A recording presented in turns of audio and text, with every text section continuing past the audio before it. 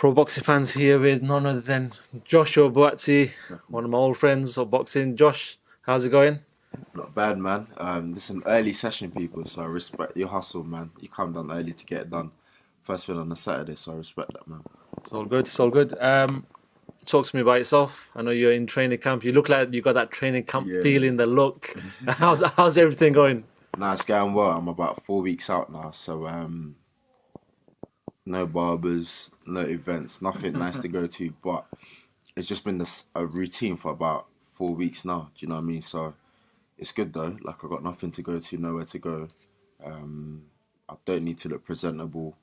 Should have got a trim for this interview, but I thought, I got to keep it like this till the day before the fight. But yeah, I'm in good spirits, man. Sparring was hard yesterday, so it's good not to be getting hit today and to just be talking in front of a camera. Talk to me about sparring. Well, training in general. There's certain aspects of training certain fighters like, certain aspects they don't like. What do you enjoy in training the most? Sparring's the best bit. Okay. Yeah, I'll say sparring's the best bit. Running is hard as well, but I think it's probably harder because I run quite early, so that's what's hard about it. And I love a steady run. Easier session of boxing, a steady run at your own pace, doing whatever you want to do. That I do love. But the heavy bag is probably the hardest one because, like, one of the physios said to me the other day, how was your bag session? And I was like, the bag won. She said, who won? You or the bag? And I was laughing. I was like, of course the bag won because the bag doesn't get tired. You can't hurt the bag. You just can't beat the bag. No matter what you do. I go in there throwing haymakers from round one till however many rounds I do. The bag's still there. The bag's not tired. So I would say the heavy bag's the hardest session. Let's talk about March 28th. You'll be featuring on the O2 bill where Josh Kelly's going to be fighting David Avanesian. Yeah.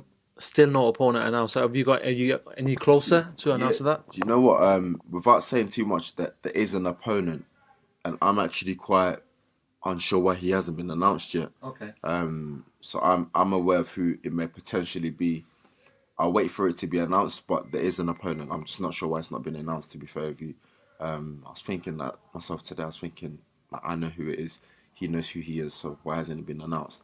But yeah, 4 weeks to go, man. I know who I'm fighting, so the show must go on. Are we talking British, European level, or somebody on like a world ranking level? They're not a British opponent. What I'd say is they've got bags of amateur experience. Okay.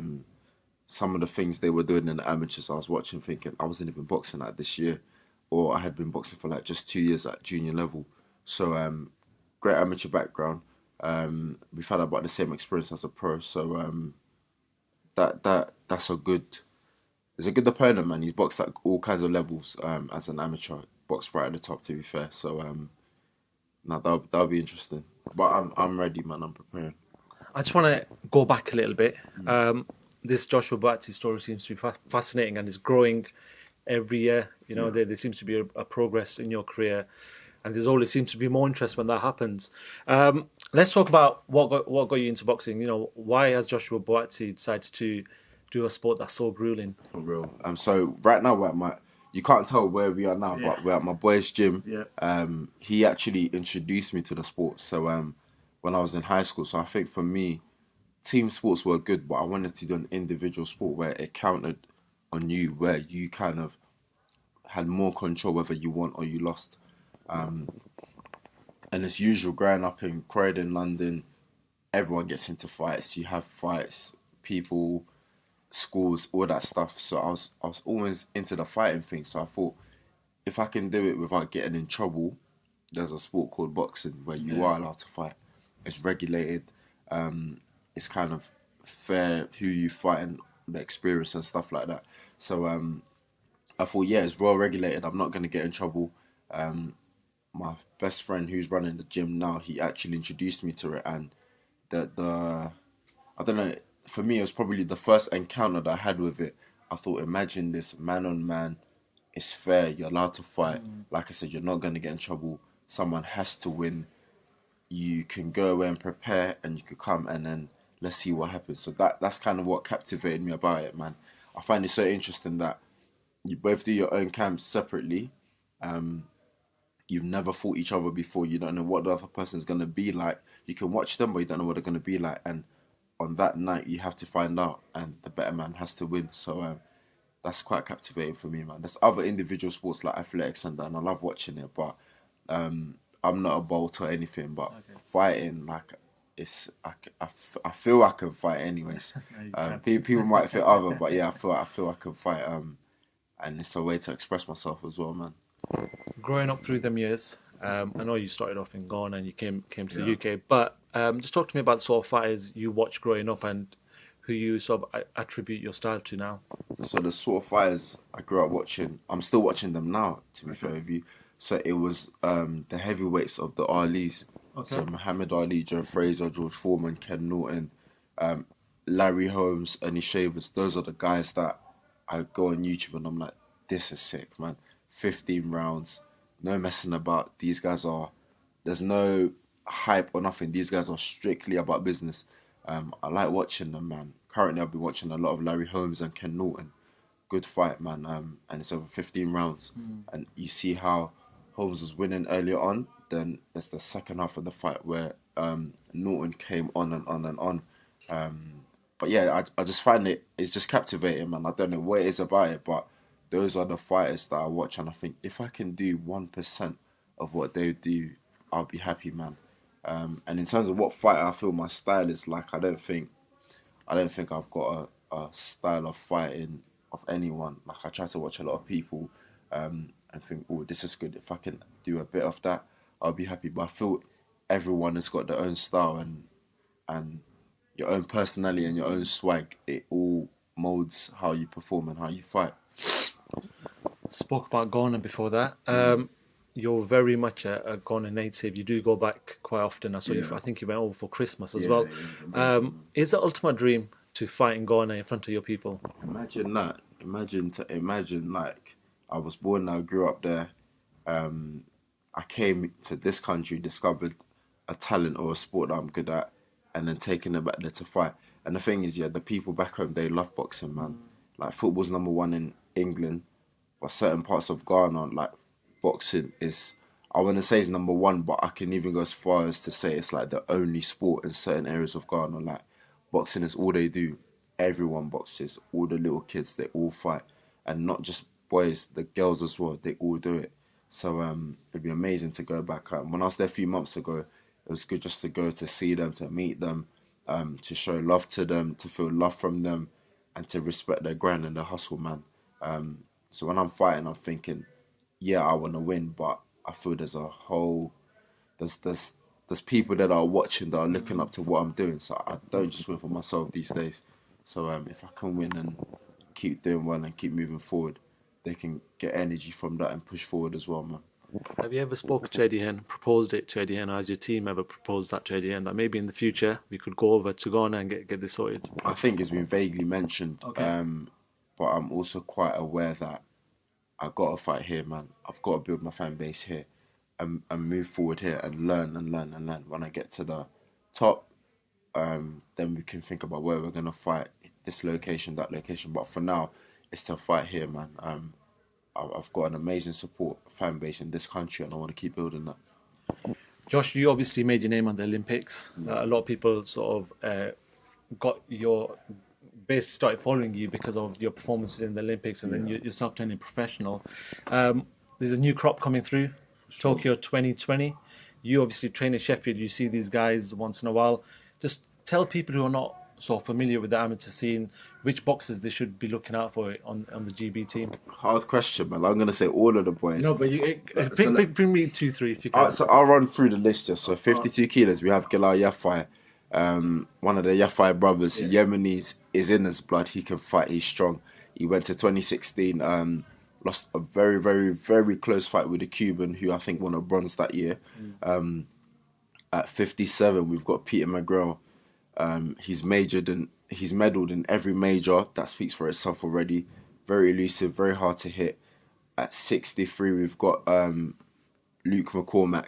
69, we've got Pat McCormack. Now, the McCormack twins, they've been boxing since they got well known internationally, nationally as well. They'll do big things as pros. So Luke McCormack, the younger of the twin, 63 and a half, talented guy as well. He's been on the team for years. Pat McCormack, he's medalled in every major as well. That speaks for itself as well. 75, we had Sammy Lee going, but I think he got an injury. So a guy called Lewis Richardson has stepped in from Essex. Very good guy, neat, tidy southpaw. He wouldn't be there if he wasn't good enough, so that's another thing to say. 81, we've got Ben Whittaker, who actually helped me in the cycle before. When I say helped, I mean Ben was key to my preparation for the Olympic Games because he was younger at that time and he was 75, so he was very quick. Gave me the extra work that I needed. Him and John Doherty gave me the extra work that I needed. He's moved up to 81 now. He's medalled at every major as well. That speaks for itself. 91, we've got Sharon Clark, medalled at every major as well. I think apart from the Worlds, but Chev gives me pure work, man. That's like one of my key sparring partners. A hard man that can fight. 91 plus, we've got Fraser Clark.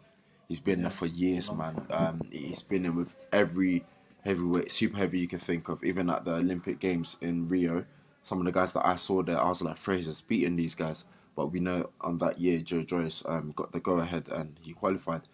So it's quite hard for me to select out who I think is good because I think these guys are genuinely good. Like, sorry, it's hard for me to say, oh, watch out for this guy, watch out for... I think they're all good at their weight. Like, they're all lit. Fraser's got bags and years of experience. Chevron Clark, 91, not that experienced, but he's been in there. He's got a silver in the Europeans. You're not going to get a silver in the Europeans if you're not good, man. Ben getting a world medal and a European medal, it's not, if you're not good, it's not going to happen. Pat, a world silver, European gold, like these things, your Galal's also got a European medal. They're not going to happen if you're not good. Pete, European and world medal. Do you know what I'm saying? There's so much to say about the boys, man. So I'm looking forward to it, man. I think they're about 2 weeks away from the qualifiers at the Copper Box Arena. So we've got to tune in for that. I was going to ask you, the next question was, how much do you keep an eye on them? But obviously your answer's sort of giving me... I know about the boys, man. Yeah. I know they're my guys, man. And I always say to them that I'm not that talented, but somehow I managed to bag a medal based on hard work. So I say to them, you guys are more talented than I am. So if you had a bit of hard work, you can definitely win a medal. That's what I say to them. I think how I got the medal, we don't know how. I worked hard, put in the extra hours, somehow was rewarded with a medal. And I say to them, you guys are actually talented, so you can win that medal. So I know about them, man. And when I go to Sheffield, I check in with them and I see what's going on and I hear what's going on, and it's good to see how they're getting on, man. How important is it to take that route? Some fighters have had that opportunity, but they've turned professional. They've said, you know what, maybe the amateur game's not for me. Yeah. You've seen the rewards. You reap the rewards of being an Olympian, getting bronze. You've seen the other Olympians come through. Even you're going down from Kais Ashfaq, who's fighting on matchroom cards, to whoever else, George Joyce, who's actually fighting on a pay-per-view event soon. How much do you reap the rewards of trying to fight your place to become an Olympian? I think the rewards are great, but I have to also say not every world champion is an Olympic medalist or took the Olympic route. So I don't want to try and crush people's dreams and say, if you're not on the Olympic team or if you don't go to the Olympics, you won't make it as a pro. That's the honest truth. That's not how it goes. So it is good though. It's very, very, very beneficial. Like some of the things I've learned, I'm thinking, how and where would I have learned it if I weren't on that team, if I didn't get the fights that I needed to have, if I didn't have all that experience. Do you know what I mean? And to branch off that, it's mad because I think that's amateur boxing, and at that level it's good because no one is guiding your career in the sense that there's no pressure from the public saying, I'll fight this guy, fight that guy. Like the Olympic team, the trainers, they will put you in the right tournaments, and if you're in a good tournament, you're going to draw the number ones, you're going to learn, you're going to beat them, you're going to lose some, and you're going to build yourself in that aspect. There's no pressure saying, no, send him to Russia, let him fight the number one, send him to Turkey or whatever. That pressure isn't there. Whereas in the pros, people want to dictate and say what you should do, but I see it as in the amateurs, they weren't there saying what we should do. The coaches were guiding us and making sure we were fit and ready for tournaments, and we went out there and we executed. So I feel the same way in the professional game. When the time is right, the fighters will fight the people that they need to fight. And once they feel and once them and their coaches feel, they've got the experience that they need, it'll happen at the right time. But it's not the end of the world if no one's not on the Olympic team or hasn't been to the Olympics. By all means, it's not the end of the world. But it's very, very, very beneficial. I sound like I'm contradicting myself, but I'm at this end of the coin, but I've also seen the other end of the coin. So, yeah, man. Let's talk about yourself. Obviously with your rise, there's a lot of fighters that want to fight you. Yeah. I said Callum Johnson, I was obviously spoken out. He's waiting for a world title opportunity, maybe against Bivol at some point. Yeah. But quotes from boxing scene was that if that doesn't happen, a fight with Joshua Buatsi, it's not a question of if, but a question of when. Mm-hmm. With yourself, has there been any brief in regards to a fight with Callum Johnson, maybe in this year? I think Eddie said this year. Okay. So for me, I think what it is that I've said when I had the British title, which I vacated a few months ago, having that British title, you're basically saying to anyone in Britain, we can get it on. I'm the British champion. So it's not even just pinpointing Callum Johnson or any other fighters or Yarde or anyone else. It's saying, I had the belt. Yeah. I'm claiming to be number one in Britain. So let's get it on. That's what it simply means. And I think anyone that's got the British title will have that same mentality. So it's not even a pinpoint like, oh, yep, Johnson, Yarde, him. Nah, man. It's just saying I had the belt at that time, and that's what it meant. And I haven't got it anymore, but I've still got that mentality. So there's no pinpointing or singling out anyone. It's just I'm living and fighting out of Britain, and I'm like, okay, if there's any like heavies in Britain, that the paths collide, then yeah, we should get on. Why not? You spoke about him there, Anthony Yarde. He's always a name that seems to be mentioned when your name gets mentioned. Yeah. You're both, young. He's fought for a world title. Obviously, he was unsuccessful at that point. You're going into your world rankings now. I think you're number 3 or number 2 for the WBA, number 3 for the IBF. So you're pushing yourself. But at some point, in your heart, you want this fight with Anthony Yarde. Again, it's a good opponent that's from Britain, and the interest is there. So I wouldn't shy away from it. Like, I'm not gonna be like, oh, nah, maybe this, that. I'm like, we're here to fight we're prize fighters, like, do you know what I mean? And it's a big fight that people are still talking about, so I'm happy about that. And even though he fell short against Kovalev, I still got ratings for him, man. I think he had a fight the other day. In Spain or something like that. Yeah. So people have been going on about it, and I'm like, bruv, let the guy do what he wants to do. Like, it's your career. You have to guide it how you want to guide it. But I guess this is it. This is life, man. People always talk no matter what you do. So if he had to have a quiet fight to get back on track, or for rankings, or to get another world title shots, it's a good move. Like, there's nothing wrong with that. I'm genuinely saying that I think it's a good move for whatever reason it was for, to have an undercover fight and then get back in there. Why not? I had a gym bout yesterday. Yeah, there was a referee in there, and I was thinking, this is a bit awkward, but it was good to have a gym bout. It was it was actually quite nice. Like, it felt like a real fight. You know what? Going off that, do you feel like in this era that we're in, with social media being so prevalent, that everyone has an opinion, that sometimes it can be overwhelming? There could be, like, I spoke to Anthony last week about this fight in Spain, and he told me that he had to go out there because he can't fight for a WBO title, world title, if he comes off a loss. Therefore, but we know that's a good strategic move then. There's nothing wrong with that. But as you're saying, social media in this day and age, man, it's different. Everyone's got an opinion. I feel then the athletes have to, you need to have like a mental blockage, like, not to deep it, not to read too much into it. If there's something positive, I'll hear it. If it's negative, I wouldn't give it time. Do you know what I mean? I'm just going to pick out the positives and just keep dwelling on that. And if someone's going to chat crap, I'll be like, they're going to go off on one. Don't really care. I know. Never going to see these people, never going to talk to them in my, like, face to face. I'm still going to have things in my life to deal with. They're going to live their life. So it's like just different perspective, how you look at it.